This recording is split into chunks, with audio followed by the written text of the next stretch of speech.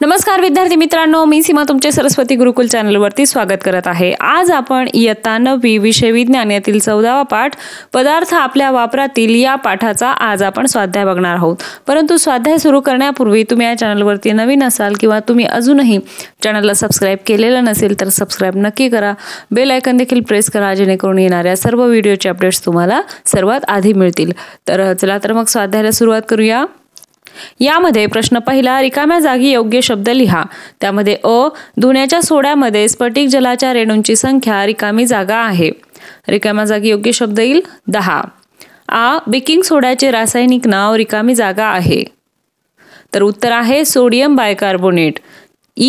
Hyperthyroidism या रोगाच्या उपचारासाठी रिकामी जागाचा वापर करतात। उत्तर आहे आयोडीन 123। टेफ्लॉनचे रासायनिक नाव रिकामी जागा आहे। उत्तर आहे पॉलिटेट्रा फ्लोरोइथिलीन।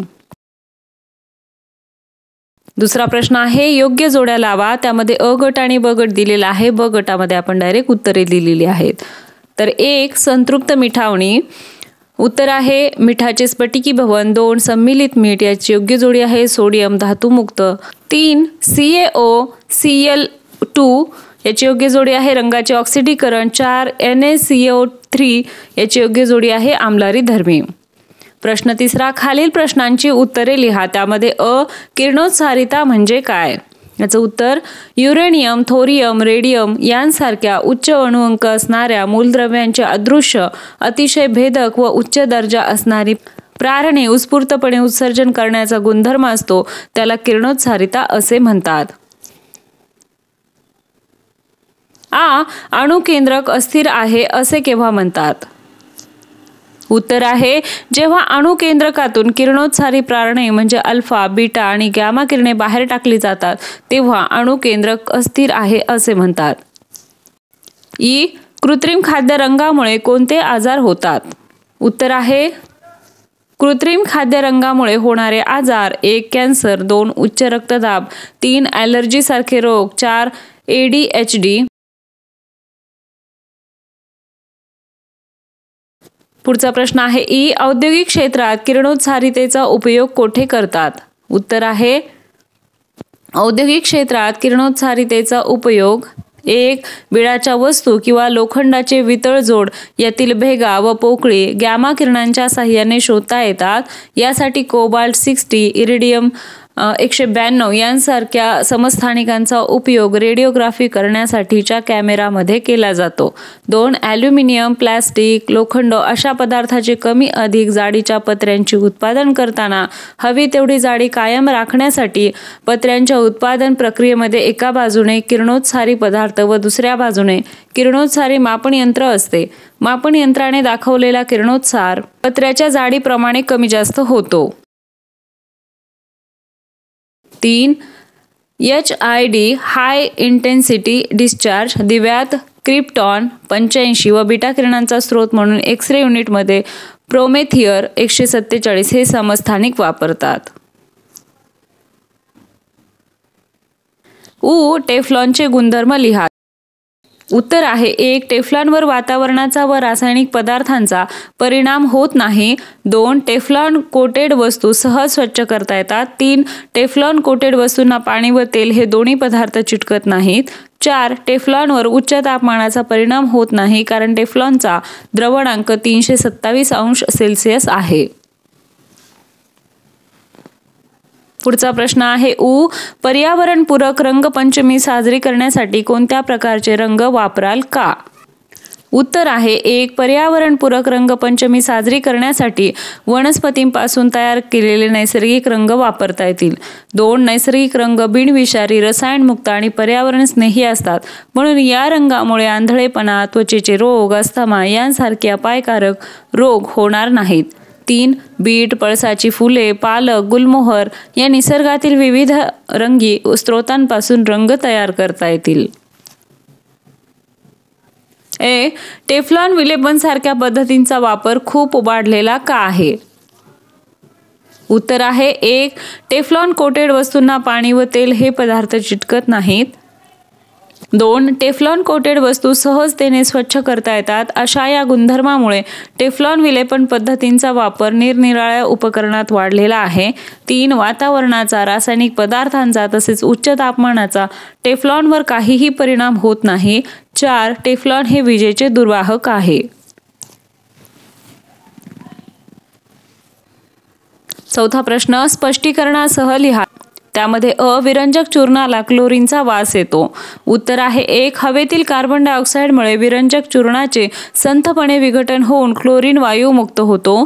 2. या मुक्त झालेल्या क्लोरीनमुळे विरंजक चूर्णाला क्लोरीनचा वास येतो. विहिरीचे दुष्फेन पाणी धुण्याच्या सोड्यामुळे सुफेन होते.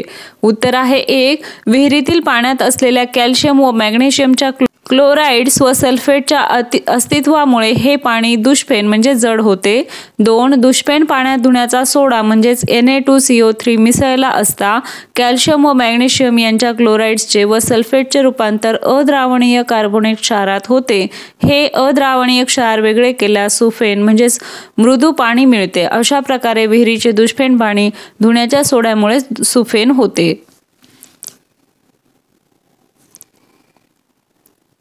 पुढचा प्रश्न आहे दुष्फेन पाण्यात साबणाचा साका तयार होतो.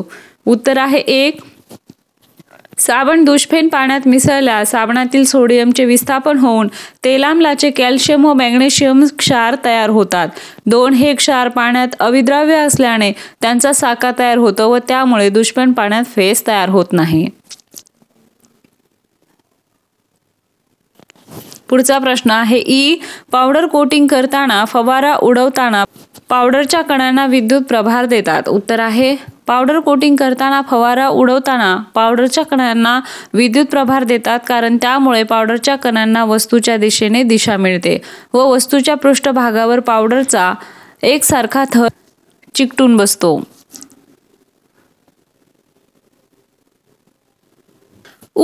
ॲनोडायझिंग मध्ये ॲल्युमिनियमची वस्तू धनाग्र म्हणून वापरतात. उत्तर आहे 1. ॲनोडायझिंग प्रक्रियेत विद्युत अपघटनी घटात विरल आम्ल घेऊन त्यात ॲल्युमिनियमची वस्तू धनाग्र म्हणून बुडवतात. 2. विद्युत प्रवाह सुरू केल्यावर ऋणाग्राजवळ हायड्रोजन तर धनाग्राजवळ ऑक्सिजन वायू मुक्त होतो. 3.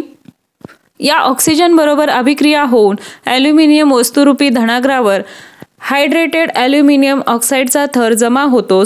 संरक्षक थर हा धनाग्रावर तयार होत असल्यामुळे ॲनोडायझिंग प्रक्रियेत ॲल्युमिनियम वस्तू धनाग्र म्हणून वापरतात.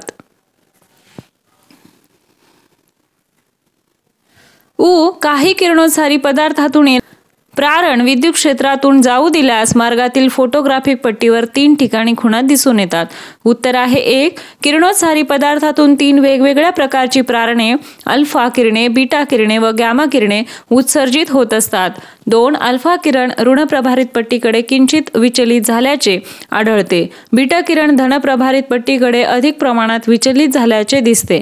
मात्र गॅमा किरणांचे अजिबात विचलन होत नाही. म्हणून काही किरणोत्सारी पदार्थातून येणारे प्रारण विद्युत क्षेत्रातून जाऊ दिल्यास मार्गातील फोटोग्राफिक पट्टीवर 3 ठिकाणी खुणा दिसून येतात. स्पेस शटलच्या बाहेरील थरावर विशिष्ट सिरॅमिक टाइल्स लावतात. उत्तर आहे 1. सिरॅमिकचे पदार्थ उच्च तापमानाला विघटन न होता राहू शकतात तसेच ते विद्युतरोधक असतात. 2. सिरॅमिक टाइल्समुळे स्पेस शटलच्या आतल्या बाजूस असलेले ऑर्बिटर धातू आवरण व त्याची रचना यांकडे उष्ण स्थानांतरण होणे थांबते म्हणून स्पेस शटलच्या बाहेरील थरावर विशिष्ट सिरॅमिक टाइल्स लावतात. प्रश्न 5. खालील प्रश्नांची उत्तरे लिहा. त्यामध्ये कृत्रिम खाद्यरंग व त्यात वापरले जाणारे पदार्थ सांगून त्याचे दुष्परिणाम लिहा. त्यामध्ये 1. बाजारात मिळणाऱ्या बऱ्याचशा पेयांमध्ये व अन्नपदार्थात कृत्रिम खाद्यरंग मिसळलेले असतात. हे खाद्यरंग पावडर, जेल आणि पेस्टच्या स्वरूपात असतात. 2. कृत्रिम खाद्यरंगात बऱ्याच प्रकारची रसायने, अल्प प्रमाणात शिसे व पारा वापरलेला असतो. 3. ही उत्पादने सतत खाणाऱ्या लोकांना कॅन्सर देखील होऊ शकतो. 4. कृत्रिम खाद्यरंग वापरलेल्या पदार्थाच्या अतिरिक्त सेवनामुळे लहान मुलांना ADHD, यकृताचे विकार, पोटात दुखणे, रक्तदाब यांसारखे आजार उद्भवू शकतात.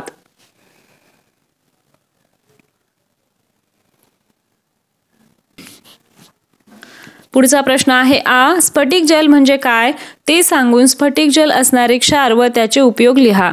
उत्तर आहे 1. स्फटिक स्वरूपातील क्षारामध्ये पाण्याच्या रेणूंच्या निश्चित असलेल्या संख्येस स्फटिक जल असे म्हणतात. 2. उदाहरणार्थ Na2CO3 10 H2O या सूत्रात पाण्याचे 10 रेणू आहेत. स्फटिक जल असणारे क्षार व त्याचे उपयोग. 1. तुरटी. उपयोग. तुरटीचा वापर जलशुद्धीकरण प्रक्रियेकरता, रक्त साकळण्यासाठी व पदार्थ अधिक काळ टिकवून ठेवण्यासाठी केला जातो.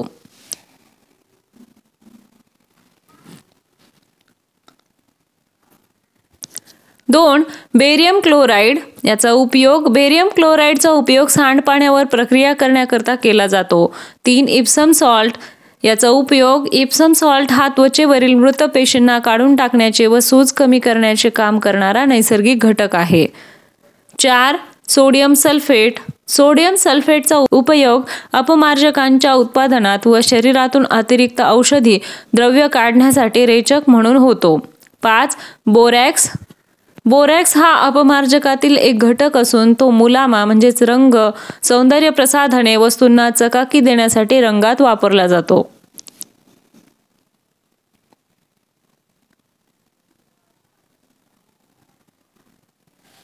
ई. सोडियम क्लोराईडचे विद्युत अपघटन करण्याच्या 3 पद्धती कोणत्या? उत्तर आहे 1. सोडियम क्लोराईडच्या संतृप्त जालीय द्रावणातून विद्युत प्रवाह जाऊ दिल्यास त्याचे अपघटन होते व ऋणाग्राजवळ हायड्रोजन वायू तर धनाग्राजवळ क्लोरीन वायू मुक्त होतो.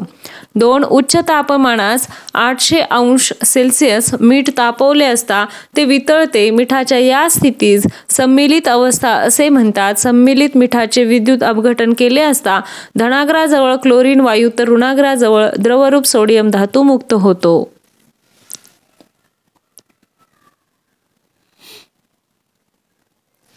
प्रश्न 6. उपयोग लिहा. त्यामध्ये अ.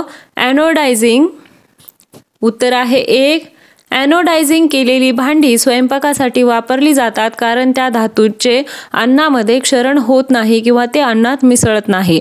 2. रेफ्रिजरेटर, ओव्हन, ड्रायर यांसारख्या उपकरणांचा ॲनोडायझिंग केलेला पृष्ठभाग महत्त्वाचा असतो कारण तो त्या वस्तूचा टिकाऊपणा वाढवतो व या उपकरणांना हवामान प्रतिरोधक बनवतो. 3. ॲनोडायझिंग केलेले ॲल्युमिनियम हे विमान किंवा ऑटोमोबाईल सामग्री तयार करण्यासाठी वापरले जाते. आ. Powder coating. उत्तर आहे 1. सर्व प्रकारचे धातुवेष्टित फर्निचर बनवताना गंजरोधक म्हणून पावडर कोटिंग केले जाते. 2. मोटरसायकल व इतर वाहना काही भागांवरही पावडर कोटिंग करतात. 3. तसेच अग्निशामक यंत्राला चमकदार लाल रंग येण्यासाठी त्याच्या धातूच्या पृष्ठभागावर पावडर कोटिंग केले जाते.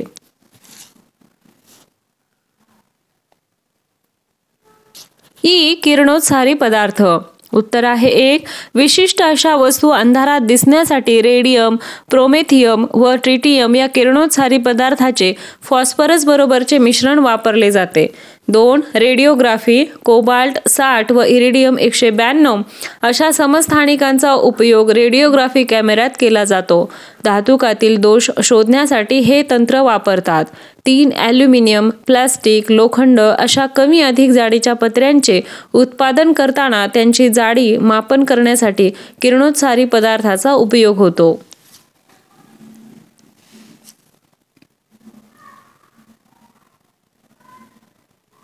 ई. सिरॅमिक. उत्तर आहे 1. काही सिरॅमिकचा वापर अतिसंवाहक म्हणून केला जातो. 2. सिरॅमिक पदार्थ हे उच्च तापमानाला विघटन न होता राहू शकतात. तसेच सिरॅमिक हे विद्युतरोधक व जलरोधके असतात. 3. सिरॅमिकचा वापर विद्युत उपकरणांमध्ये भट्टीच्या आतील भागास लेप देण्यासाठी, जहाजाच्या बाह्य भागास व जेट इंजिनच्या पात्यांना विलेपन करण्यासाठी करतात. 4. स्पेस शटलच्या बाहेरील थरावर विशिष्ट सिरॅमिक टाइल्स लावलेल्या असतात. 7वा प्रश्न. दुष्परिणाम लिहा. त्यामध्ये अ. कृत्रिम डाय. उत्तर आहे 1. केसांना रंग किंवा कृत्रिम डाय लावल्याने केस गळणे, केसांचा पोत खराब होणे, त्वचेची आग होणे, डोळ्यांना इजा पोहोचणे इत्यादी धोके संभवतात. 2. लिपस्टिकमध्ये कॅरमाइन नावाचा रंग असतो. याने ओठांना इजा होत नाही, परंतु ते पोटात गेल्यावर पोटाचे विकार होतात. कृत्रिम खाद्यरंग. उत्तर आहे 1. जॅम, लोणची आणि सॉस यामध्ये घातल्या जाणाऱ्या रंगामध्ये शिसे, पारा थोड्या प्रमाणात वापरलेला असतो. सतत ही उत्पादने खाणाऱ्या लोकांना ती घातक ठरू शकतात. 2. कृत्रिम खाद्यरंग वापरलेल्या पदार्थांच्या अतिरिक्त सेवनामुळे लहान मुलांमध्ये ADHD सारखे आजार उद्भवू शकतात.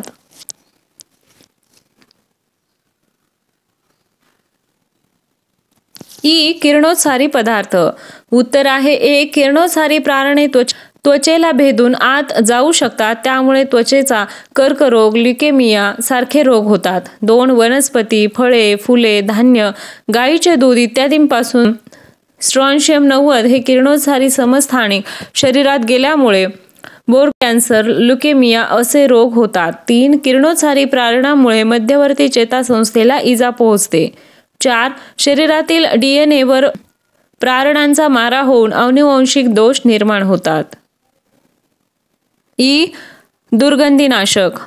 उत्तर आहे 1. डिओड्रंट मधील ॲल्युमिनियम, झिर्कोनियम ही संयुगे घातक रसायने आहेत. त्यामुळे डोकेदुखी, अस्थमा, श्वसनाचे विकार, हृदयविकार असे आजार संभवतात.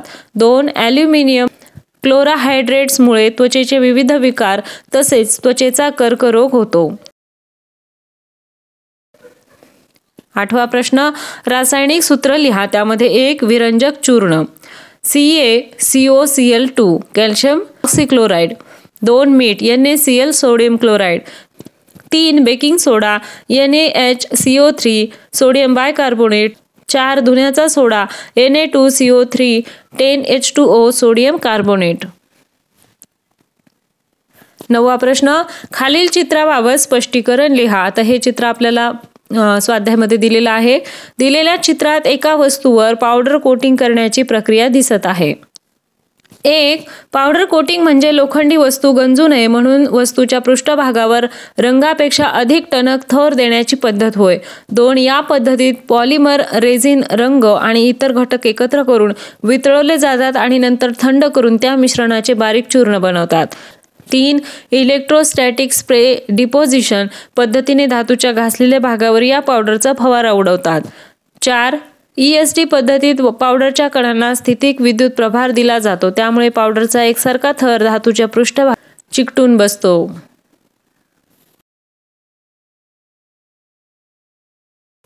6. नंतर ह्या थरासह वस्तू भट्टीत तापवतात, त्यामुळे थरामध्ये रासायनिक अभिक्रिया होऊन मोठ्या लांबीचे बहुवारिक जाळे तयार होते. 7. हे पावडर कोटिंग अतिशय टिकाऊ, टणक व आकर्षक असते. आलं लक्षात? आशा आहे तुम्हाला सर्व प्रश्नांची उत्तरे समजली असतील. हा व्हिडिओ तुम्हाला कसा वाटला ते कमेंट करून नक्की सांगा. व्हिडिओ आवडला असेल तर व्हिडिओला लाईक करा, तुमच्या मित्रांना हा व्हिडिओ शेअर करा आणि सर्वात महत्त्वाचं म्हणजे चॅनलला सबस्क्राईब करा. आपल्या चॅनलवरती सर्व विषयांच्या स्वाध्यायाच्या व्हिडिओसोबतच विविध विषयांची भाषणे, निबंध लेखन, पत्रलेखन, आर्ट अँड क्राफ्ट या सर्वांचे व्हिडिओ चॅनलवरती अवेलेबल आहेत. तेही चेक करा, तेही तुम्हाला नक्कीच आवडतील. तर भेटूया अशाच एका व्हिडिओमध्ये. तोपर्यंत धन्यवाद.